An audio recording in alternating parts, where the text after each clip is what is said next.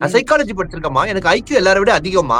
மத்தவங்களை விட நான் வந்து பெரிய வசதி அப்படின்னு எல்லாரும் முன்னாடி பேசும்போது இன்டைரக்டா நீங்களாம் முட்டாளுடா, உங்களை விட நான் புத்திசாலிடா அப்படின்றத அவர் மீன் பண்றாரு ஐக்யூன்ற வார்த்தையில.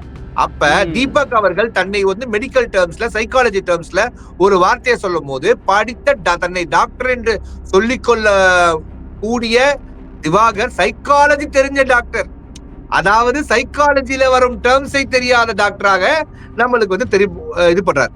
இதை வந்து நம்ம போலி டாக்டர் தான் ஆக்சுவலா சொல்லணும். டாக்டர் அல்லாமல் டாக்டர் சொல்லிக் கொள்பவர் போலி டாக்டர். அது வந்து ஒரு கிரிமினல் அஃபென்ஸ். பேசிக்கலி பார்வதி அவர்கள் திருந்தின மொமெண்ட்டை நம்மளால பார்க்க முடியும். திருந்தினாங்களா இல்ல வீக்கெண்டுக்கு முன்னாடி இந்த மாதிரி ஒரு டிராமாவை பண்றாங்களா அப்படின்றத நம்ம வந்து பொறுத்திருந்தா பார்க்கணும். விக்கல் விக்ரம் வந்து ஒண்ணு சொல்லியிருப்பாங்க, யதார்த்தமா வந்து பாடி எந்திரிச்சு நடக்குது அப்படின்னு அவங்க ஃபன்னியா நோட்டா அவங்க சொன்னேன்றாங்க. அது வந்து விக்ரம் ஹர்ட் ஆகி எனக்கு பாடி ஷேமிங் பண்ணாதீங்க அப்படின்னு இருக்காங்க. பருத்தி மூட்டை நான் நம்ம ரிவ்யூல சொன்னதையே நாம வந்து பாடி ஷேம் பண்ணிட்டோம்ட்டாங்க. புரியல. ஏ பருத்தி மூட்டைனா வீட்டுக்குள்ள சும்மா இருக்கும்ல, அத சொன்னலே என்னலே என் கூட சண்டைக்கு வரீங்க அப்படின்ற மாதிரி இருந்துச்சு. வினோத் அவர்கள் இந்த ஆம கரை ஒதுங்கி இருக்குன்னு சொல்லும் போது விக்கல் விக்ரம் அந்த ஸ்பாட்ல இருந்தாரு. அப்பயே தவறுன்னு சொல்லல. ஆனா இந்த நியாயம் எல்லாம் ஒவ்வொரு ஆளுக்கு ஒவ்வொருத்தவங்களுக்கு தகுந்த மாதிரி மாத்திக்கிறாங்க. அதாவது உண்மை நியாயம் அப்படின்றது ஒண்ணு கிடையாது, அவங்க அவங்களுக்கு தகுந்தபடி அதை மாத்திக்கலாம் போல. அப்ப ஒரு அண்ணனை எப்படி சைட் அடிக்க முடியும் அப்படின்ற ஒரு கேள்விய பிரஜின் எடுத்து வைக்கிறார். யாருக்கிட்ட வைக்கிறாருன்னா சுபிக்ஷா கிட்ட.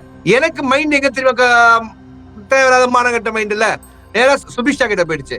திவாகரை அண்ணன் கூப்பிட்டுட்டு டாஸ்க்காக என்னங்கன்னு கூப்பிட்ட பொண்ணுகிட்ட போய் இதை எக்ஸ்பிளைன் பண்ணா ஹவு டு சி நோ அப்படின்ற மாதிரி தோணுச்சு. ரிசப்ஷன்ல உட்கார்றதுக்கு ஒரு மூஞ்சி வேணாமா அப்படின்ட்டு பிரவீனை வந்து சாண்ட்ரா அவர்கள் சொல்லுவாங்க. பிரஜின் வந்து ஒரு வார்த்தையை விடுவார், ரம்யாவே உட்கார்ந்து ரிசப்ஷன்ல இருக்காங்க அப்படின்றதுக்கு அர்த்தம் எனக்கு புரியல மிஸ்டர் பிரஜின். தப்பு இல்லையா? தப்பு. அதான் ரம்யாவே. ஆனா இது விஜய் ஆக்சுவலா இருக்கு, இந்த ஒரு நோக்கு இருக்கு. ஏன்னா இது நம்ம வந்து இந்த பிக் பாஸ் வீட விட்டுரு பொதுவாகவே எடுத்துக்கோங்க. ரிசப்ஷனிஸ்ட் ஜாப் தமிழ்நாட்டுல இல்ல, உலக அளவுல எடுத்துக்கோங்க. அது ஏன் இப்ப அழகான பொண்ணுங்க தான் ரிசப்ஷனிஸ்ட் ஜாபா இருக்கணும்னு ஒரு தாட் ப்ராசஸ் மக்களிடையே பெரும்பாலமா இருக்கு. எனக்கே யோசிச்சிருக்கோமா?